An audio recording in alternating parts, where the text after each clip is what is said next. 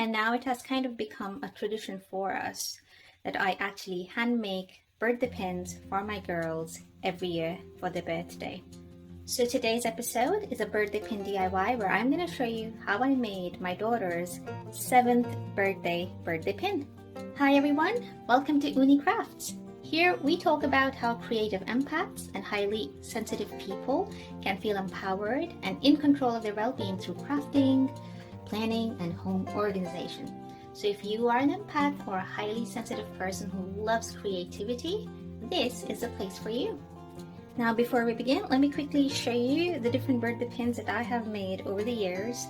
A handful of these are missing. I think my girls have tucked them away somewhere in their rooms, so I was digging around, I couldn't find them. But these are the ones which I found inside their folders. So this pin is 2 years old, and I made this for my younger one's 5th birthday. Okay, so it's just simply 2 different colored pieces of felt with some satin ribbon. Super easy to make and very fun too. Then this one's from last year when my younger one turned 6, and the stitching will tell you that it was actually done using a mini sewing machine, and you can just see how easy it was. It's just 3 different pieces of felt, pink for the number, green on top, yellow at the back, and I used my pinking shears to give it this edge, which is now all soft and frayed because it's been handled so many times by little hands and fingers. Once again, a simple satin ribbon, and it's done. This 9th birthday pin is about a month old when my older one turned 9. And this time I used rainbow HTV because let's just face it, all kids love rainbows. And then I used green felt and red felt. And today I'm going to show you how I made this 7th birthday pin. My younger one will be turning 7 on the 8th of November, so you're actually watching this video after her birthday. So as you can see, none of my pins are super fancy, but they do tend to take into account the colors that my girls are into at the time. So my younger one loves blue, so I included a little blue felt crown over there. And obviously, like I said, she loves rainbows and sparkly things, so that's where the number 7 is coming from. I didn't really have any fancy ribbons or beads, so I literally just made do with what I had at hand to create this birthday pin. And hopefully after today's tutorial you will also realize that you don't really need much to create these at home. You can get going with simply whatever you have lying around and come up with a fairly successful birthday pin that your kid or whoever you're making it for can wear it around with pride because it's handmade by you. Let's get started. This is a rainbow HTV, or a piece of it, and I'm going to press it down using my heat press.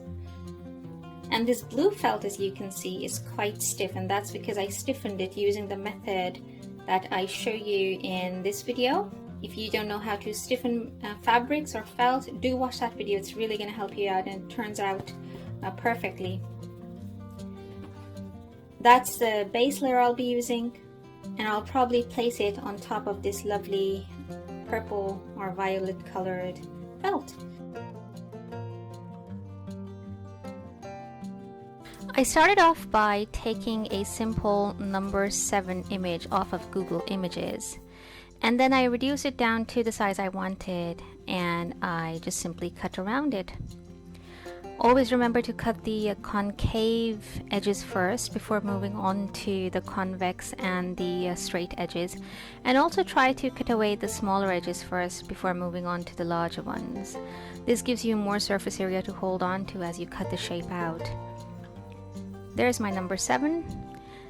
Now I took my rainbow HTV and placed the number 7 on top of it in a position where I liked how the sparkles fell across it, and I taped it into place so that it doesn't move.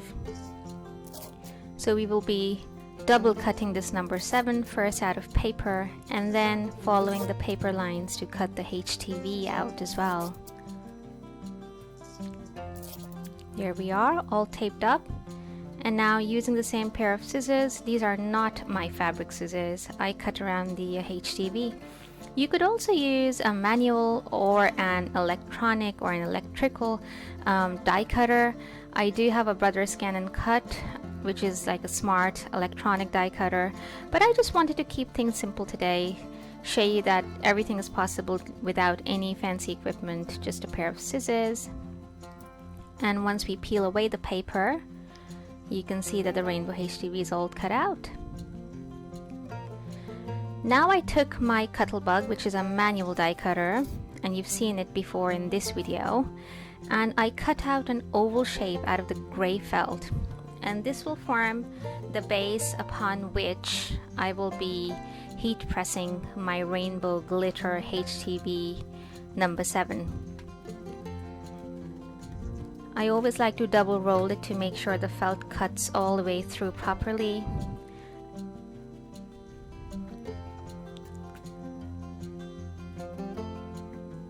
There's my gray oval, and I also cut out a larger purple oval in a similar manner. Now this is my heat press. It's quite a beast. It weighs between 15 and 20 kilos. It's really heavy.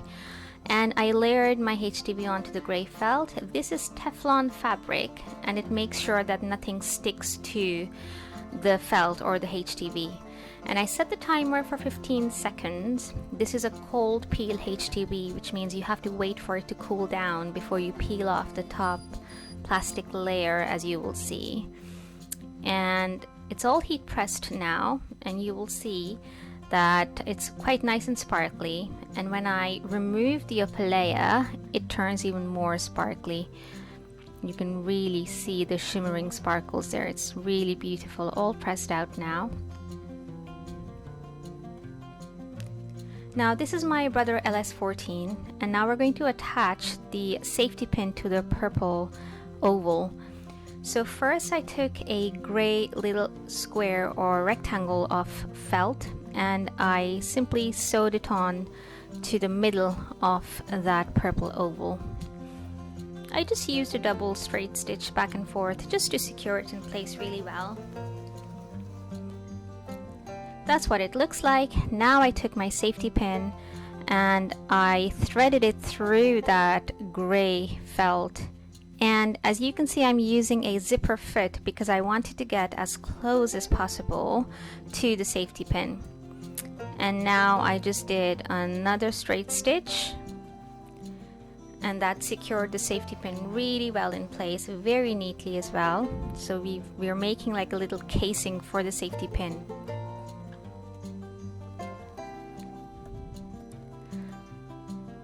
That's all done, as you can see, and now I'm just going to use a pair of sharp scissors to snip away the extra gray felt.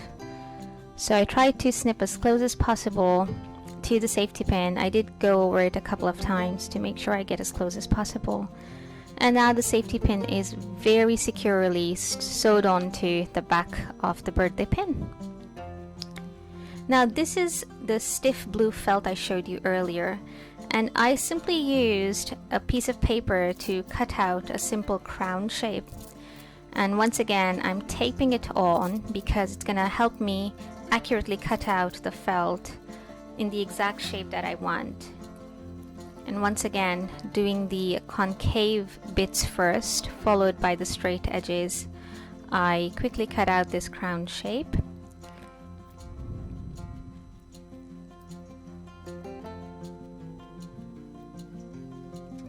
That's all cut out, as you can see, and the edges are nice and crisp. Now I forgot to mention this earlier, but I also used a stiff pink felt as well. I forgot to mention this earlier, I'm sorry about that. And here I am trying to figure out what position I want the crown to sit on top of the pink felt. And I decided I don't like it on the left or the middle, I like it on the right, so that's where I positioned it. And I clipped it there in place using a simple quilting or sewing clip. You could use Bondo web or any fabric glue, any kind of tacky glue, but I just had these and I was feeling lazy, so I just simply clipped it on. And now I just used a small straight stitch to stitch all around that little crown.